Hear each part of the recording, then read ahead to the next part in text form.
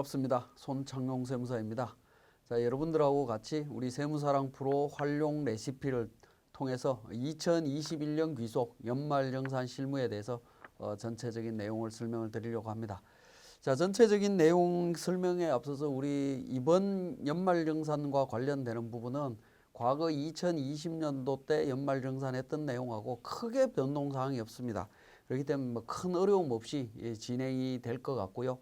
그리고 또 우리 세무사랑 프로에 대한 프로그램 관련되는 부분들도 큰 변화 없이 구성이 되어 있기 때문에 여러분들이 이번 연말정산만큼은 과거에 비해서는 조금 더 편하게 접근을 할 수 있지 않을까 하는 생각이 듭니다. 자, 어쨌든 우리 2021년 귀속 연말정산 실무를 진행하기에 앞서서 우리 교재 1페이지에 있는 우리 개정세법 내용부터 일단 정리를 하고 본격적으로 내용 들어가도록 하겠습니다. 자, 2021년 귀속 연말정산 주요 개정 내용이 되겠습니다. 자, 근로소득 과세 범위에 대한 규정을 정비하고요. 복리후생적 급여 비과세 근거를 마련을 했습니다. 자, 이 부분은 뭐 크게 달라졌다라기보다는 명확하게 정리를 했다라고 보시면 됩니다. 대표적인 게 이제 근로소득 범위 안에 주택을 제공받음으로써 얻은 이익이 근로소득 범위 안에 들어갔지만 다만 주주가 아닌 임원이 아닌 종업원 등이 사택 제공을 받을 때 이익은 제외한다라는 겁니다. 즉 근로소득 자체에서 제외를 한다라는 겁니다. 마찬가지로 주택 구입 임차에 소요되는 자금을 저리 무상으로 대여받음으로써 얻은 이익, 이건 근로소득인데 이 중에 중소기업 종업원이 얻은 이익은 제외한다. 즉 근로소득에서 제외해버렸다라는 부분이 되겠습니다. 마찬가지로 보험과 관련되는 부분이 되겠습니다. 사용자가 부담하는 보험료, 근로소득이 되겠는데 이 중에서도 단체 순수 보장성 보험이나 단체 환급 보장성 보험 중에 70만 원 이하의 금액은 근로소득에서 제외한다라는 겁니다. 자, 요때 이제 개정된 부분이 단서를 삭제했다라는 겁니다. 단서가 지금 현재 이제 삭제가 된 부분이 되겠는데요. 이 단서가 삭제됐다라는 의미는 뭐냐면, 자, 이 부분은 기본적으로 근로소득으로 보겠다라는 부분이 되겠습니다. 그리고 그러니까 개정하기를 복리후생적 성질의 급여를 비과세하는 걸로 해서 주주가 아닌 임원이 아닌 종업원 등이 받는 사택 제공이 중소기업의 종업원의 주택 구입 임차 자금 처리 대여 이익, 단체 순수 보장성 보험에 대한 70만 원 이하에 대한 보험료, 이 부분을 비과세한다라는 겁니다. 그러면 기존의 내용과 개정된 내용의 차이가 뭐냐라는 부분인데, 기존에는 근로소득이 아니었다라는 거죠. 그죠? 근로소득에서 아예 제외되어 있었다라는 겁니다. 제외되어 있었기 때문에 엄격하게 따지면 다른 세법으로 과세가 가능했었다라는 문제가 있습니다. 다른 세법으로 과세가 가능한 그러니까 문제점이 있었는데 지금은 이걸 비과세로 바꿨죠. 비과세로 바꿨다라는 얘기는 근로소득이면서 근로소득에서 비과세가 되었기 때문에 다른 세법에 의해서 과세될 여지를 아예 차단을 했다라고 보시면 됩니다.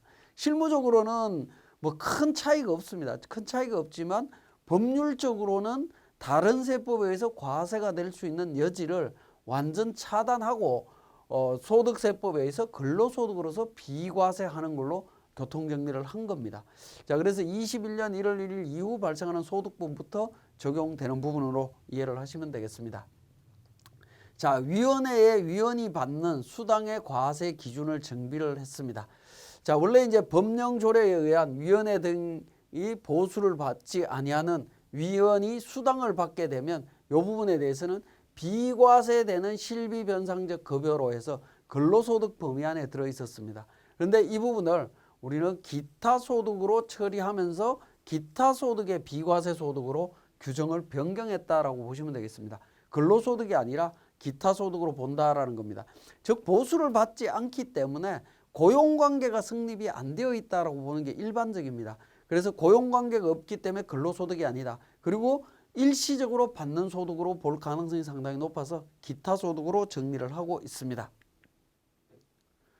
자, 이번에는 이제 거주자인 외국인 근로자에 대한 주택자금 소득공제 등 적용에 대한 부분이 되겠습니다.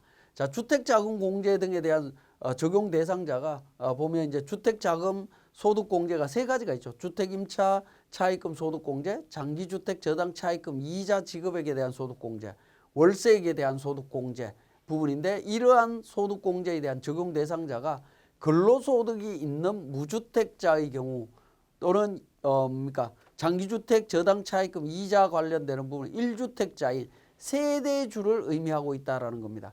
세대주가 공제를 받지 않는 경우에는 세대원이 적용을 받을 수 있도록 하고 있는 부분이 되겠습니다. 근데 이때 세대주라고 하는 부분은 외국인은 거주자인 외국인은 세대주 범위 안에 포함이 안 된다라는 거죠. 왜냐하면 세대주는 주민등록법에 의해서 세대주가 돼야 되는 부분입니다. 그러다 보니까 외국인이 적용이 안 됐는데 외국인 근로자도 적용하는 걸로 추가를 했다라는 겁니다. 추가를 했는데 모든 외국인이 다 적용이 되는 건 아니고요. 조건이 있습니다. 조건이 출입국 관리법에 따라 등록한 외국인 또는 제외동포법에 따라 등록한 외국 국적 동포자로서 해당 외국인의 배우자, 생계를 같이 하는 직계존비속 등이 주택자금공제를 받지 않은 경우에 적용을 받을 수 있다라고 보시면 되겠습니다. 그래서 21년 1월 1일 이후 주택임차 자금 원리금 상환액, 장기주택 저당 차입금 이자액, 월세액을 지급하는 분에 대해서 적용을 받을 수 있습니다. 작년까지만 해도 외국인은 아예 적용을 못 받는 부분이었는데 21년도부터 적용을 받을 수 있다라고 보시면 되겠습니다. 요거는 우리 본문에서 구체적인 내용에 대한 부분을 다시 제가 설명을 드리겠습니다. 자, 장기주택 저당 차입금 이자 상환액 소득 공제 대상을 확대했습니다. 자, 이자 상환액 소득 공제 대상자를 보면 무주택자 또는 1주택 보유 세대에 근로소득이 있는 세대주가 이제 공제를 받는데 공제 대상이 5억 이하의 주택을 취득하기 위한 차입금 이자, 분양권일 때는 4억 원으로 규정이 되어 있었습니다. 근데 5억과 4억 원의 차별이 있을 필요가 없다라는 부분에서 주택과 분양권 가액을 5억 원으로 통일을 시켰다라고 보시면 되겠습니다. 그래서 통일했고요. 그 다음에 적용기한을 연장했다라고 보시면 되겠습니다. 상환기간 연장 시에 공제 대상을 확대했습니다. 자, 다섯 번째 소득세 최고세율을 조정을 했습니다. 최고세율이 42%에서 10억 초가 되는 경우에 45%로 세율이 높아졌다라고 보시면 되겠고요. 여섯 번째 야간 근로수당 등이 비과세되는 생산직 근로자 범위를 확대했습니다. 자, 생산직 근로자의 야간 근로수당 비과세가 월정액 급여 210만 원, 직전 과세 기간 3천만 원 이하 총급여가 두 가지 조건이 모두 충족이 돼야 되고 비과세한다가 연간 240만 원입니다. 야간 휴일 근로수당, 야간 근로수당, 연장 근로수당 뭐 이런 부분들이 비과세가 되는 부분인데 여기에 이제 적용 대상자가 공장 광산 근로자 관련되는 부분, 운전 청소 경비 관련되는 종사자, 그다음에 서비스 관련 종사자 중에 일정 요건의 사업자에게 고용돼 있는 사람이라고 해서 미용, 숙박, 조리, 음식 뭐 이런 쪽에 있는 분들이 사업자 요건이 있었습니다. 요건이 있었는데 자, 이 요건이 삭제가 됐다라는 겁니다. 요건하고는 상관이 없다라고 보시면 되겠고요. 그다음에 직종도 상품 대여 종사자, 여가 및 관광 서비스 종사자, 가사 관련 단순 노무직 종사자 뭐 이런 부분들이 좀 더 추가가 돼서 적용 대상자가 확대됐다라고 보시면 되겠습니다. 2021년 2월 17일이 속하는 과세기간의 소득분부터 적용을 하고 있습니다. 자, 일곱 번째 근로소득 간이지급명세서 제출 불성실 가산세율이 인하됐습니다. 근로소득 간이지급명세서를 제출하지 않은 경우에 0.5%의 가산세가 적용되던 부분을 0.25%로 가산세율이 50% 인하됐다라고 보시면 되겠습니다. 근데 가산세율이 인하되긴 했지만 중요한 건 뭐냐면 0.5%냐 0.25%냐 0.25% 가산세율이 굉장히 작은 것처럼 보이긴 하겠지만 이 간이지급명세서와 관련되는 부분은 전체 연봉, 급여 수준을 갖고 따지는 부분이기 때문에 우리 간이지급명세서를 늦게 냈다는 얘기는 결과론적으로는 우리 회사의 전 직원의 간이지급명세서가 늦게 들어갔다는 의미가 될 수 있습니다. 그런 경우에 총 급여 기준으로 0.25%면 율이 낮지만 어쨌든 적용받는 가산세액 자체는 굉장히 클 수 있습니다. 그렇기 때문에 가산세율이 낮아진 건 그나마 다행이지만 실무자 입장에서는 간이 지급 명세서를 늦게 내지 않고 제때 제대로 잘 챙겨서 낼 수 있도록 준비를 해야 된다라는 거 말씀을 드립니다. 자, 10번째 이제 외국 납부세액 공제, 2월 공제 기간 확대, 그 다음에 미공제 2월에게 필요경비 산입을 허용을 하고 있습니다. 자, 과거에는 이제 외국 납부세액 공제 적용 방식이 한도 내의 산출세액에서 공제를 하고 있고 2월 기간이 5년이었습니다. 자, 이 부분을 세액 공제 기간을 확대하고 미공제 2월액에 대해서 필요경비에 산입하는 걸로 했습니다. 10년으로 확대를 했고요. 공제 기간 내에 미공제 외국 납부세액 2월액은 공제 기간 종료 다음 과세 기간에 필요경비로 산입하는 걸로 처리를 하고 있습니다. 자, 이 부분은 이미 외국 납부세액 공제가 2월 된 그러니까 세액이 있다라고 하면 그 2월 기간이 과거 5년이 지나지 않았다라고 하면 5년이 지나지 않은 분부터 10년으로 증가된다라고 보시면 되겠습니다. 자, 11번째 월세세액 공제 적용 대상 소득의 요건을 정비를 했습니다. 월세세액에 대한 세액 공제 대상자가 무주택자 중에 총급의 7천만 원 이하, 그 다음에 종합소득금액이 있으면 6천만 원 이하의 근로자, 성실신고, 성실사업자, 성실신고 확인 대상자를 대상자로 하고 있는데 공제율은 총급의 5,500만 원 이하자, 그 다음에 종합소득금액이 4천만 원 이하자로 돼 있었는데 4,500 이하자로 범위가 조금 더 넓어졌습니다. 확대가 됐는데 우리 연말정산에서는 그러니까 적용되는 그러니까 적용이 되지 않는다라고 보시면 되겠습니다. 왜냐하면 총급여자 기준으로만 연말정산 때는 우리가 판단을 하고요. 그렇게 이제 총급여 기준으로 신고하신 분이 다른 소득이 있어서 합산 신고를 해야 된다라고 하면 다음 연도 5월 달에 할 때는 4,500 기준, 소득금액 기준으로 4,500 기준이 확대가 되는 거기 때문에 실질적으로 우리가 2월 달에 연말정산할 때는 요 개정된 규정은 적용되지 않고 합산 신고 대상자인 분들은 5월 달에 가서 4천만 원이 아니라 4,500 기준으로 조금 더 범위가 넓어진다. 뭐 그렇게 이해를 하시면 되겠습니다. 자, 21년 소득 증가분에 대한 신용카드 추가 공제 신설을 했습니다. 자, 신용카드 사용 금액에 대해서 총금액의 25% 초과 사용 금액에 대해서 우리가 소득 공제를 받고 있죠. 소득 공제율은 일반 신용카드는 15%, 현금 영수증이나 체크카드, 도서공연 미술관 뭐 이런 부분들은 30%, 전통시장이나 대중교통 이용분은 40% 해서 이렇게 이제 공제율을 적용받는데 그 부분은 공제율에 있어서는 뭐 차등이 없습니다. 동일한데요. 다만 이제 21년도 소비 증가 소비 금액 중에 20년도 대비해서 5% 이상 초과한 금액이 있다면 거기에 대해서 10%를 추가로 더 공제를 해주겠다라는 겁니다. 10% 더 추가로 공제를 받을 수 있습니다. 자, 10% 추가로 더 공제를 해주는데 문제는 뭐냐면 공제 한도는 7천만 원 총급여 기준으로 7천만 원 이하 300, 250, 200으로 요거는 변동이 없습니다. 공제 한도가 변동이 없는데 그러니까 공제 금액을 더 늘려준다라고 했을 때는 실익이 없을 수가 있겠죠. 그 문제 때문에 이 기본 한도에다가 추가로 공제해 주는 부분이 있죠. 도서공연 미술관 사용분, 전통시장 사용분, 대중교통분에 대해서 항목별로 100만 원씩 추가로 더 공제를 해주고 있습니다. 300, 250, 200에 플러스해서 추가로 더 공제가 되는 부분을 소비 증가분에 대한 공제 금액도 추가로 100만 원을 더 해주고 있다라는 겁니다. 그러니까 우리가 20년도의 신용카드 사용 금액보다 21년도 신용카드 사용 금액이 더 증가했다면 그 증가한 5% 이상 증가했다면 증가한 금액의 10% 하고 100만 원 중에 그러니까 작은 금액을 추가로 공제를 받을 수 있다라는 겁니다. 자, 이 부분은 우리가 지금 현재 코로나19 때문에 소비가 굉장히 위축되어 있는데 소비를 활성화시키기 위한 대책이라고 이해를 하셔도 되겠습니다. 자, 이런 자료들은 여러분들이 고민하실 필요는 없습니다. 연말정산 간소화 자료에서 이미 신용카드 사용 금액이라든가 이런 부분들은 다 자동으로 제공이 되는 부분이기 때문에 큰 신경은 안 쓰셔도 될 것 같습니다. 자, 외국인 기술자에 대한 소득세 감면 제도를 재설계했습니다. 조금 이제 변경을 했다라고 보시면 되겠는데 외국인 기술자 소득세 감면에 대해서 외국인 기술자나 연구원, 연구원을 기준으로 하는데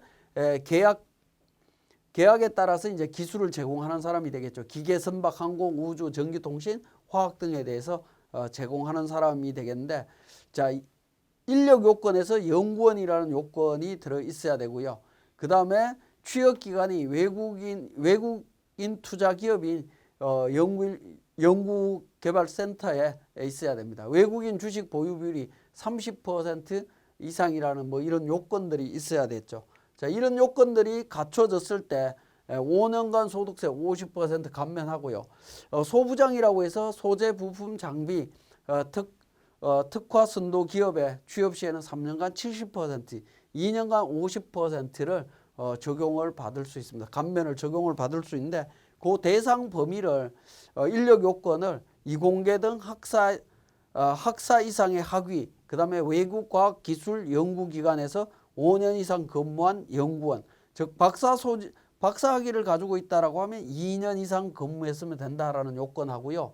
그 다음에 이제 국내 기업 부설연구소, 연구개발 전담부서, 정부 출연 연구기관 등에 취업을 했다라고 하면 이런 세제 혜택은 주겠다라는 겁니다. 그 범위를 좀 더 확대했다라고 보시면 되겠습니다. 자, 지금까지가 이제 우리 2021년도에 적용할 이미 개정된 2020년도 연말에 개정된 내용이고요. 자, 21년도 12월 달에 연말정산 주요 개정 내용이 있습니다. 이거는 이제 우리 정기국회에서 12월 13일인가에 9일인가 13일인지 제가 정확하지는 않은데 그때쯤 이미 개정안이 나왔고 국회를 통과한 법률이 되겠습니다. 그 내용을 한번 보면 기부금 세액 공제 한시적으로 확대가 됐다라는 겁니다. 기부금에 대해서 1,000만 원 이하에 대해서 15%, 1,000만 원 초과분에 대해서 30% 공제율을 적용하던 부분을 21년도에 한해서 5% 상향했다라는 겁니다. 그래서 20%, 35%로 21년도 기부금에 대해서만 한시적으로 5% 증가시켰습니다. 자, 이 부분은 우리 이제 코로나19 극복을 위해서 기부를 좀 활성화하기 위한 그런 의미다라고 이해를 하시면 되겠습니다. 이 부분은 이미 국회를 통과한 내용이 되겠습니다. 자, 그 다음에 지급명세서 제출 불성실 가산세 중복 적용 배제하고 있습니다. 자, 이 부분도 이제 새로 신설이 된 건데요. 지급명세서 지금 현재 과거에는 지급명세서가 2월 말이나 3월 10날에 1년에 한 번씩만 제출했습니다. 소득별로 한 번씩만 제출했는데 지금은 이제 간이 지급명세서와 정상적인 지급명세서를 동시에 제출을 하고 있죠. 둘 다 제출을 해야 되다 보니까 간이 지급명세서에 대한 가산세도 있고 정상적인 지급명세서에 대한 가산세도 있다라는 겁니다. 이게 두 개가 동시에 적용이 되면 어떻게 되느냐. 그러니까 결과적으로 간이 지급명세서 늦게 내고 정상적인 지급명세서도 늦게 냈다. 그럼 두 개가 동시에 적용이 되면 가산세가 적용이 되죠. 이걸 둘 다 적용할 거냐 하는 문제인데 자, 원천징수 대상 사업소득, 인적 용역 관련되는 기타 소득에 대해서 적용 방법이 지급명세서 가산세 1%입니다. 그거하고 간이 지급명세서 가산세 0.25%입니다. 이게 모두 적용이 될 때 높은 가산세율만 적용하겠다라는 겁니다. 간이 지급명세서 가산세가 적용이 되고 정상적으로 내야 되는 지급명세서 가산세가 적용이 된다라고 하면 둘 중에 큰 것만 적용하겠다. 그렇게 이해를 하시면 되겠습니다. 22년 7월 1일 이후 지급하는 소득에 대한 지급명세서, 간이 지급명세서를 제출하는 경우부터 적용하도록 되어 있는데 21년 7월 1일부터 6월 30일까지 22년 6월 30일까지 기간 중에 지급한 원천징수 대상 사업소득에 대하여 지급명세서 또는 간이 지급명세서를 제출하는 경우에도 적용을 한다라는 겁니다. 그러니까 간이 지급명세서가 이미 매월 제출되고 있는 부분들이 있죠. 그 부분에 대해서 가산세가 적용이 될 때 이 부분에 대해서 간이 지급명세서와 일반 지급명세서가 동시에 적용이 되면 둘 중에 하나만 적용하겠다라는 개정을 했습니다. 자, 그 다음에 비과세 자가운전 보조금 적용 범위 확대된 부분인데 자, 이 부분은 시행령으로 개정될 예정이긴 합니다. 개정될 예정이긴 하지만 여러분들한테 미리 말씀을 드리는 부분은 자, 우리가 자가운전 보조금 본문에서 자세히 살펴보긴 하겠지만 자가운전 보조금은 종업원의 소유 차량을 종업원이 직접 운전하여 업무에 수행할 때 월 20만 원씩 그러니까 비과세 주고 있습니다. 이때 중요한 건 종업원 소유 차량이죠. 소유 차량. 종업원 명의로 된 차량을 의미합니다. 그런데 이제 실무적으로 보면 요즘은 과거에는 자기 명의의 차들이 많이 있었지만 지금은 리스나 렌트나 뭐 이런 차들이 굉장히 많다라는 겁니다. 그럼 리스한 차량이나 렌트한 차량, 즉 임차 차량은 자가운전 보조금 비과세를 적용받을 수 있느냐라는 겁니다.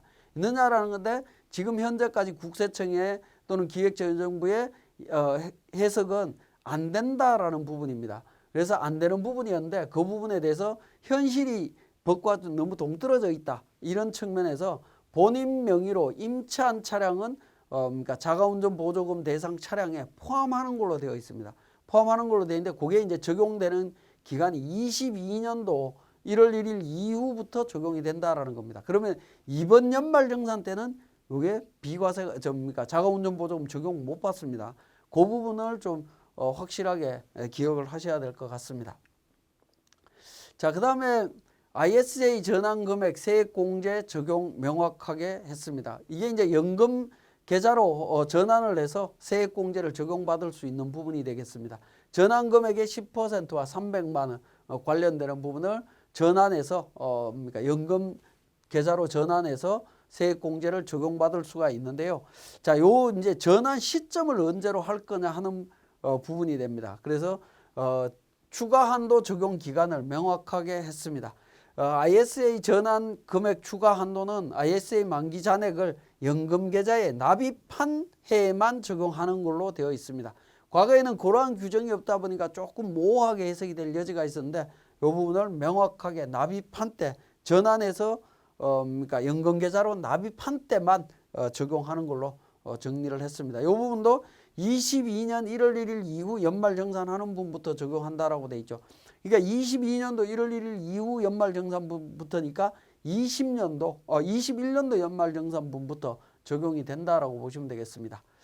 자, 지금까지 우리 개정세법에 대한 내용을 정리를 했고 다음 시간에 본격적으로 우리 세무사랑 프로를 통해서 정리를 해보도록 하겠습니다.